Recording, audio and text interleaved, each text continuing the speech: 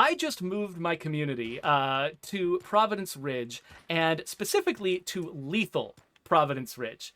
And that's for a reason, because I want to illustrate some of the changes that went into Update 25.2 with Eric Anderson here, who's the lead of that team.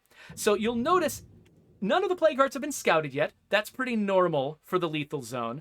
But one thing that we did get really used to in the lethal zone for a while was when you would highlight any sort of really intensive location, you would see that there was. Oh, actually, I should hide Eric for just a second.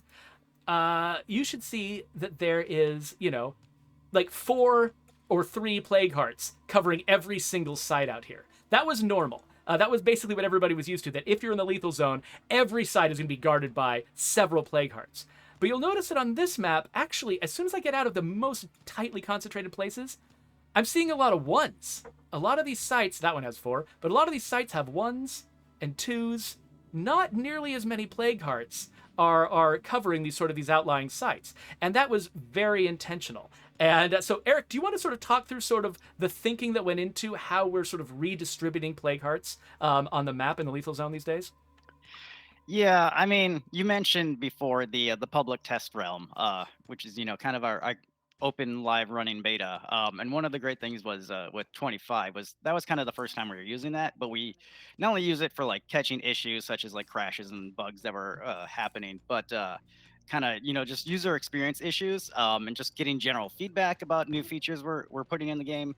And so when we put in the plague territories, one of the kind of common bits of feedback we were getting is that the plague territories, especially on the higher difficulties like nightmare and lethal, just there was a lot of overlap between the territories because there was a nightmare and lethal. There's so many plague hearts, and the territory was really big, and so there just naturally ended up being a lot of overlap. So like to get any given like outpost or home site that you want to get, you'd have to like clear up to like sometimes like 7 like plague hearts. Like it was like 6 to 8 wasn't uncommon, Yikes. which is really ridiculous. And so it's not a great experience to be like, I want to clean this outpost, but I have to kill like 7 plague hearts. That just feels like a lot. It's a lot. And so you want plague hearts to be something like when you take out a plague heart, it feels like you've achieved something. You want to get something out of that.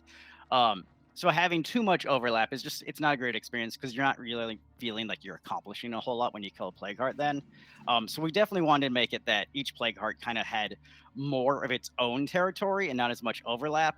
So that when you take out a plague heart, you're actually unlocking a decent amount of stuff of new outposts and home sites and different sites you can secure and stuff like that. So basically, kind of just responding to that feedback from the public test realm. We just wanted to make it so each territory didn't overlap as much and had their own territory. So we did a little bit to spread out the plague heart distribution a little bit. Previously, they could clump. I mean, basically right on top of each other. Like you could be, you have the little strip malls that are like 3 buildings right next to each other, and all 3 of those could have a plague heart. Yikes. So we did a little work to try to spread it out a little bit more to give them a little more room, and also and the higher difficulties as it scales up, the number of plague hearts, we actually shrink the size of the territory, so they can spread out more, but they cover less territory for each plague heart. So it just has less chance for them to overlap. So it still overall covers the same amount of territory on the map. Like there's still as much plague territory covering all the same number of sites, but it's just less overlap overall. So each plague heart you take out should feel like you're achieving a little bit more. Like it should feel meaningful. Well, at least more than it did before. You can still definitely have overlap because, like, especially on lethal, there's a lot of plague hearts. Um, so yeah, so we did some good work to try to kind of spread that out a little bit more and make it, yeah, each plague heart kind of have a little bit more of its own territory. So one of the things that I want to do with my community right now is claim an outpost, probably one of these buildings down here. And so I'm going to come down here and try to scout out where the plague hearts actually are. And we've actually made some changes to the way that that works too, or kind of bringing it back a little bit to the way it used to work prior to update 25.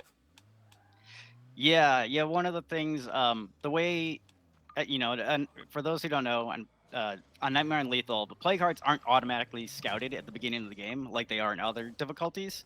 Um, And one of the things we did with when we enabled plague territories in CU25, we made it that when you enter a plague territory, we would automatically scout the plague heart that was creating the territory. Because internally, I think there's some thought that it would be weird to like be able to see a site that was in territory, but not like have an idea of what the territory, like where it was covering in general and what plague heart was generating it. But again, through the public test realm, we found that people did not think that was the case. They actually like, especially Nightmare and Lethal. They part of the challenge and the kind of the joy of that mode is hunting down the plague hearts and not knowing where they were. So having it automatically reveal the plague heart when you enter the territory was not what they wanted. And so we were hearing plenty of feedback around that. Um, and so we want to make sure that they are still getting the experience that they want to get out of those modes. And if there's something that they really enjoy, we don't want to take that away from them. So that was just again responding to the player feedback, making sure that they're still getting the experience that they want. Yes. So So you can see now that, it's yeah, that we entered this area, like, and we're driving through this plague territory long before we revealed these two plague hearts that were covering the area. I had to get really close to this site and this site before we could even tell, where the plague hearts were coming from. Yeah, so I mean, basically, it's going back to kind of how scouting for plague hearts used to work, which is how it works for every site, basically, where it's just the normal scouting system. So you either have to go up into a survey, tower and survey them directly, or get close enough that the natural kind of passive scouting would add them to your map. So that's kind of more of that like actual hunt for a plague heart kind of gameplay that used to be in Nightmare and Lethal that players wanted to see come back. Cool. I just realized that I completely forgot to bring any explosives with me, and I'm not going to bother. Chris and I are just going to have to do this in hard mode because we are going to have to claim one of these plague hearts, destroy one of these plague hearts at some point. One other last bit I'd love to point out, though, is you'll notice these black sites that were already exhausted. Whoa, whoops. Chris, fight, Chris, fight! These black sites that were already looted long before I got there, it used to be that you would see the entire lethal map peppered with those. But now, oh my gosh, I can't even open the map for 2 seconds in Nightmare Combat difficulty. Thanks for watching my back there, Chris. Tried. Getting out there and stopping these zombies. Luckily, we've got a lot of cars, because this one might be on its last legs. But yeah, so do you want to talk a little bit about those pre-looted sites and how they work differently now? Oh yeah, yeah. So on the harder difficulties, we pre-loot some sites. Basically, some sites that will have no loot, kind of simulate that other people have come through the territory and have pre-looted them. And we were previously basically automatically revealing those at map generation time, so you could see beforehand all the sites that were pre-looted.